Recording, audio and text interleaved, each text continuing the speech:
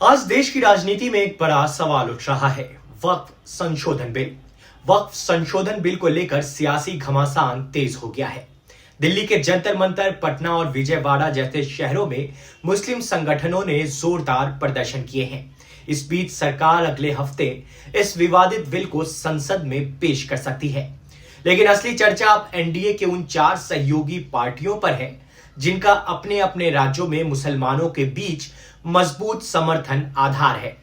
ये 4 पार्टियां हैं तेलुगु देशम पार्टी यानी टीडीपी, जनता दल यूनाइटेड यानी जेडीयू, लोक जनशक्ति पार्टी एलजेपी और राष्ट्रीय लोकदल यानी आरएलडी। अब सवाल यह उठता है कि ये पार्टियां इस बिल पर क्या रुख अपनाएंगी। जनता दल यूनाइटेड यानी जेडीयू की ओर से कहा गया है कि मुस्लिम संगठनों से विचार विमर्श के बाद जो बदलाव संयुक्त संसदीय समिति यानी जेपीसी को सुझाए गए थे उन्हें स्वीकार कर लिया गया है।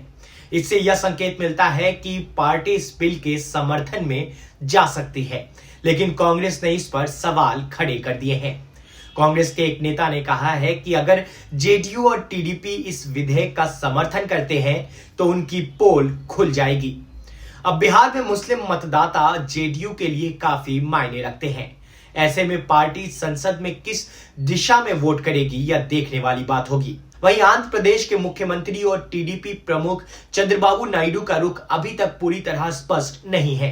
उन्होंने विजयवाड़ा में एक इफ्तार पार्टी के दौरान वक्फ संपत्तियों की सुरक्षा को लेकर गंभीर होने की बात कही और मुसलमानों को आश्वस्त किया कि उनकी पार्टी उनकी संपत्तियों की रक्षा के लिए प्रतिबद्ध है। क्या ये बयान उनकी पार्टी के संसद में स्टैंड को भी दर्शाता है या फिर चुनावी रणनीति के तहत ये दिया गया बयान था? लोक जनशक्ति पार्टी एलजेपी के प्रमुख और केंद्रीय मंत्री चिराग पासवान ने भाजपा की सांप्रदायिक बयानबाजी को लेकर नाराजगी जताई है।